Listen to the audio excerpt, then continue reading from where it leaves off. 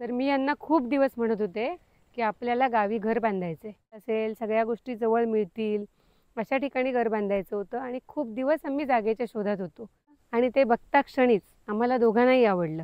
त्यामुळे मग आम्ही इथेच प्लॉट घ्यायचं फिक्स केलं. तर त्याचं असं झालं की एखाद्या मुलाचं लग्न ठरतं नाही का आपल्याकडे, आणि तो 5-25 मुली बघतो. म्हणजे एक मुलगी बघताना तुम्ही काय जे बघताना त्या सगळ्याच्या सगळ्या गोष्टी तुम्ही एक जागा घेताना बघत असता.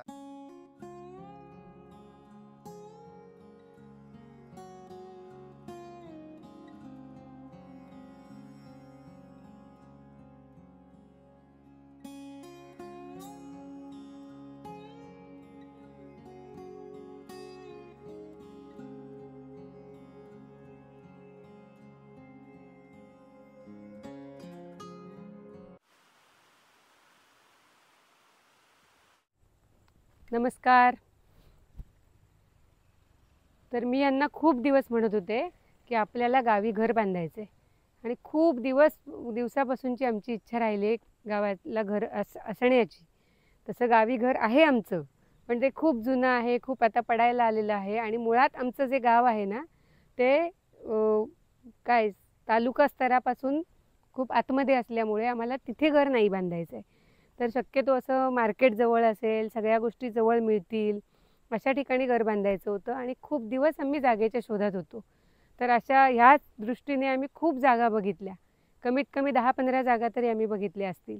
पण त्यातल्या एका ठिकाणी गेलं तर काही हेच जवळ नाही, तेच जवळ नाही, किंवा काही झाडीच कमी आहे, किंवा हवामान चांगलं नाही, मार्केट जवळ नाही, डॉक्टर जवळ नाही.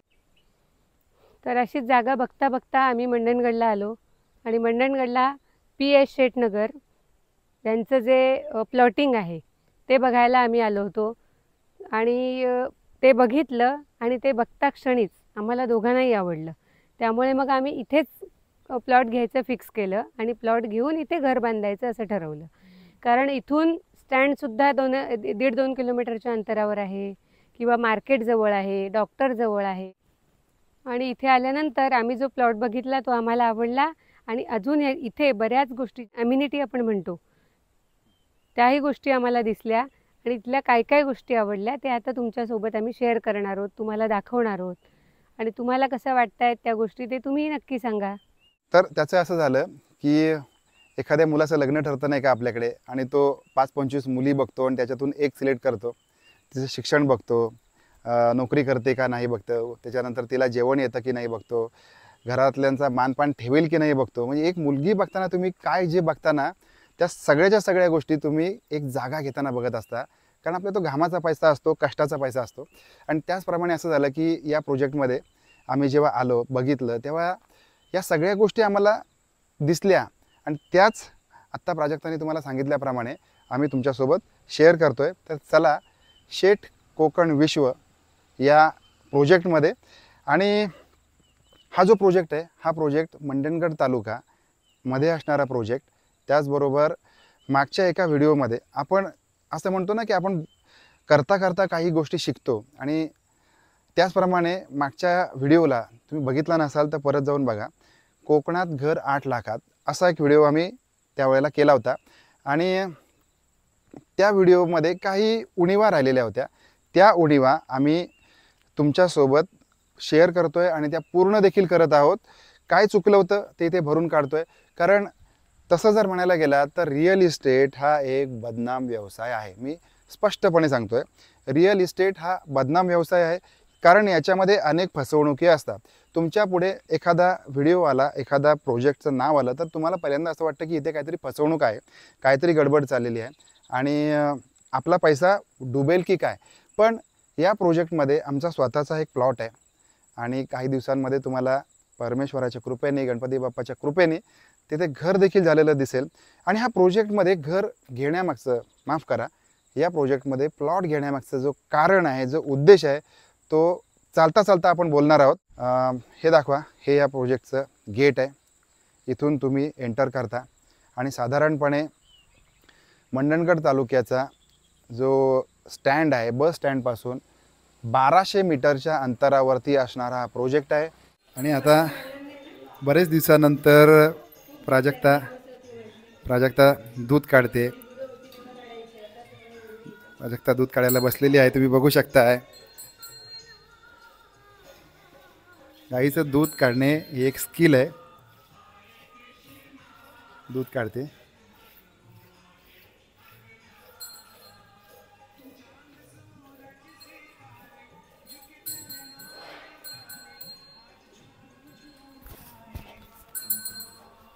तर खरं सांगायचं तर PS शेठ नगर या प्रोजेक्टमध्ये आपला प्लॉट व्हायला पाहिजे याचं सगळ्यात महत्त्वाचं कारण तुम्हाला मी जस्ट दाखवतो आहे.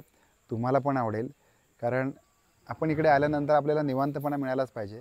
त्याचबरोबर कोकणात आल्याचं फिलिंग झालं पाहिजे आहे ना. त्याचबरोबर मग गाई गुरांचा सहवास देखील मिळाला पाहिजे. या कारणासाठी आम्ही हा प्लॉट घेतला आहे.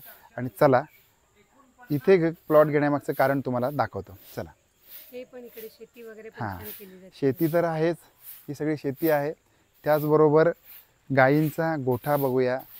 कोकण कपिला गायींचा गोठा आपण बघणार आहोत, जे सगळ्यात मुख्य कारण आहे आपण या प्रोजेक्टमध्ये पैसे गुंतवण्याचं. चला.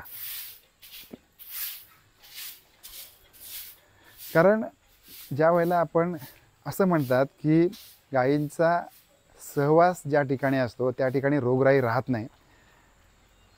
बघूया आपण.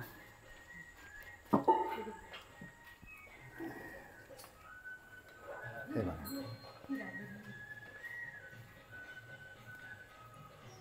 गाय दूध पिते आणि हे आम्हाला ज्या वेळेला आमचं घर होईल या प्रोजेक्टमध्ये त्यावेळेला हा नजारा, या सगळ्या गोष्टी आम्हाला नित्य नियमाने अनुभवायला मिळतील. हे बघा, हा गाय अत्यंत ममत्वाने तिच्या बाळाला दूध पाजते. खूप छोटे आहे. त्याचबरोबर हे बघा, इथे सुद्धा बाळ दूध पिते गाईचं. गाईंसाठी सुमधुर म्युझिक लागलेलं आहे.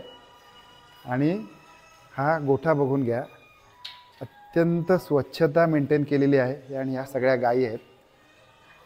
मंद म्युझिक चालू आहे. हा बघा गाईचा गोठा. त्याच्यानंतर गाईचं छोटंसं बाळ. हे बघा, हे बघा.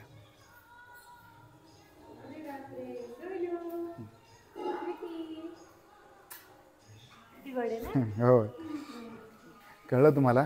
हे बघा, या सगळ्या, याला गोधन म्हणतात.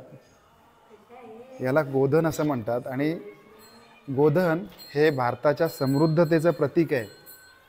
ज्या ठिकाणी गायींचा सहवास असतो त्या ठिकाणी रोगराईचा वास्तव्य नसतं, हे तुम्हाला प्रकर्षाने सांगतो आहे. आणि खरं म्हणाल तर या प्रोजेक्टमध्ये घर घेण्यामागचं आमचं हेच कारण आहे. धन्यवाद.